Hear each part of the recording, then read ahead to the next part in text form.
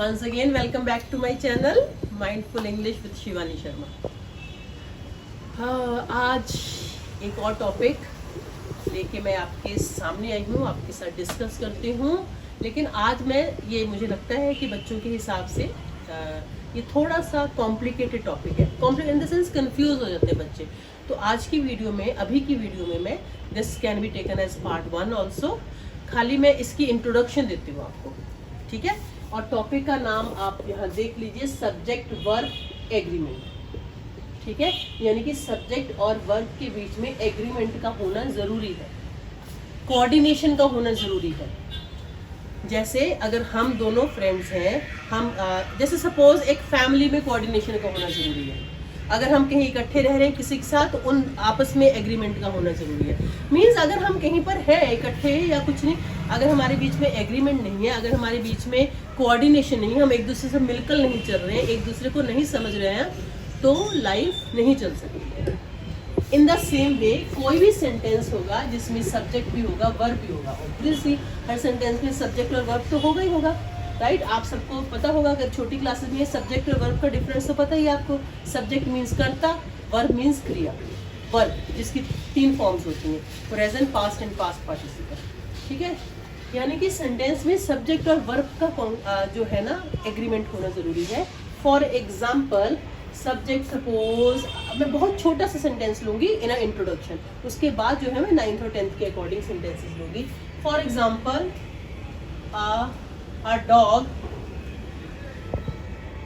is barking, ठीक है। a dog क्या है? सब्जेक्ट है। सब्जेक्ट क्या है? ये सिंगुलर है, ठीक है। और इस सिंगुलर के अकॉर्डिंग ही हम इसका हेल्पिंग वर्ब का यूज करेंगे, ठीक है। अब सिंगुलर है तो ये हेल्पिंग वर्ब है, वो भी आपके बीच में इसके साथ सिंगुलर ही होनी चाहिए। a dog is barking, ये लगी हुई है वर्ब की फर्स्ट फॉर्म प्लस ing लगा हुआ है, दैट मीन्स ये प्रेजेंट कंटिन्यूस है। तो a dog is barking, ये मुझे लगता है सबको क्लियर ज्यादातर आता भी होता है।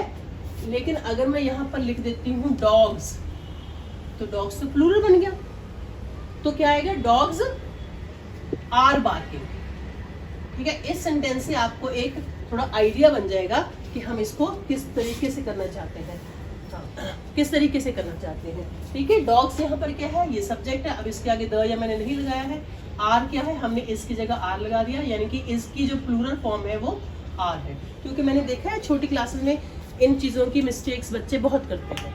जो हेल्पिंग वर्ब है या वर्ब है उसको वो ठीक से नहीं लगा पाते हैं, राइट। फॉर एग्जाम्पल मैं आपको कुछ सेंटेंसेस यहाँ से मैं बताती हूँ, ठीक है। इसी तरह से वॉज वर्ब होता है, ठीक है, हैज हैव होता है, right. That means subject verb agreement करने के लिए हमें जो है हेल्पिंग वर्ब्स की और वर्ब्स की के बारे में पता होना चाहिए।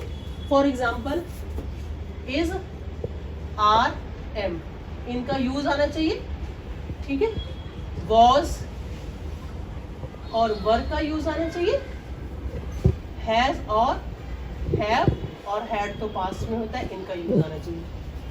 यानी कि जो हम शुरू से करते हैं, बचपन से करते हैं, छोटी क्लासेस में करते हैं, अगर उन चीज़ों का हमारा बेस नहीं क्लियर है तो हमें आगे की चीज़ें, जो आगे के टॉपिक्स नहीं आ सकती, right. That means a verb must agree with the subject. Verb जो है अपने नंबर में और पर्सन में उसके साथ एग्री करनी चाहिए। फॉर एग्जाम्पल इफ आई से, जैसे इसमें ये भी लिख सकती हूँ मैं, डू, डज, डिड, इन सब का यूज कहाँ हो, इन सब का यूज कहाँ होना है? ट्रेन को जाने में इनका सब्जेक्ट के अकॉर्डिंग होना है, राइट। अगर मैं यहाँ पर सेंटेंस लिखती हूँ, फॉर एग्जाम्पल, ओके, अगर मैं लिखती हूँ does she go to market, does she go to market, तो शी क्या है? सिंगुलर है। सिंगुलर के साथ हमने डज लगाया, तो हमें पता होना चाहिए कि ये इन दोनों का एग्रीमेंट होना चाहिए। Does she go to market, वैसे अगर इसे एक स्टेप आगे चले जाओ तो वर्ब का भी यूज इसके हिसाब से होना चाहिए।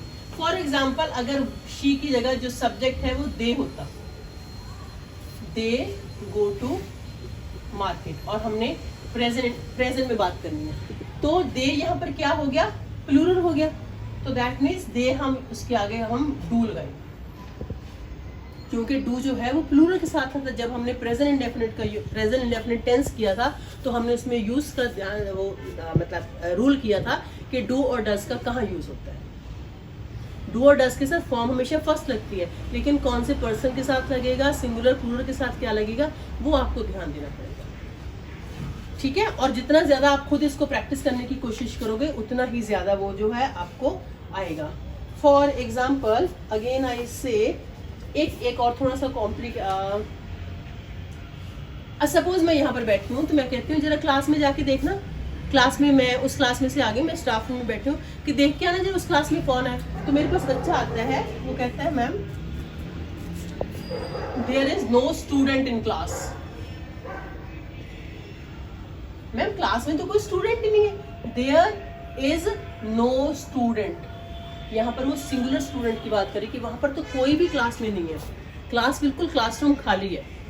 तो मैंने सोचा ठीक है फिर मैं भी फ्री बैठ जाती हूँ, मुझे क्या जरूरत है क्लास में, मैं भी स्टाफ रूम बैठ के चाय पी लेती हूँ, ठीक है, क्योंकि मुझे बच्चे ने आके बता दिया there is no student, everybody has gone for games period और कंप्यूटर रूम, ठीक है। लेकिन वो कहता है अगर वो मेरे पास आया था कि नहीं मैम मैंने गिने थे, दूसरा बच्चा नहीं मैम ये गलत क्लासरूम देख के आ गया, जिस आपने रूम नंबर 32 में कहा था ना उसमें तो बच्चे हैं मैम, वहां पर 20 स्टूडेंट्स हैं। ओह माय गॉड, इसने झूठ बोल दिया, क्लास खाली जा रही होगी, वहां पर तो 20 स्टूडेंट्स हैं। तो यानी कि अब स्टूडेंट्स बन गया प्लूरल, तो दैट मीन्स यहाँ पर हम देयर का यूज तो ऐसे ही रखेंगे, तो हम कहेंगे there are 20 students in class. तो हमने इज को किस में चेंज कर दिया, आर में चेंज कर दिया, क्यों, क्योंकि यहाँ पर ये 20 स्टूडेंट्स बन गया, प्लूरल बन गया, right. I hope you are understanding. जब उसने कहा कि क्लास में कोई बच्चा नहीं है तो देयर इज, तो मैं तो बैठ गई चाय पीने, दूसरा बच्चा भाग के नो मैम वहाँ 20 बच्चे बैठे मैंने काउंट करके आया हूँ, तो देयर आर 20 स्टूडेंट्स। मैं फिर उठ गई, चाय छोड़ दी बीच में, ठीक है, तो मैं चल पड़ी। सो आपको ध्यान देना है कि ये हमारे सब्जेक्ट और वर्ब में, यहाँ स्टूडेंट था तो इसने एग्री किया इस के साथ, यहाँ स्टूडेंट्स हैं 20 स्टूडेंट, इसने एग्री किया आर के साथ, clear.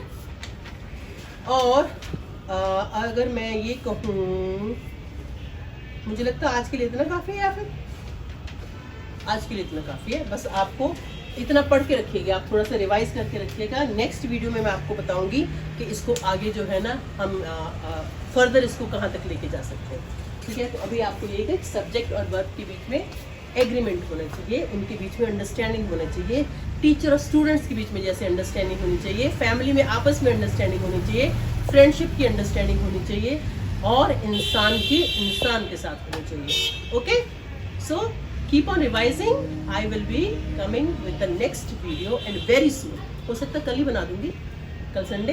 Okay, bye bye, take care, thank you.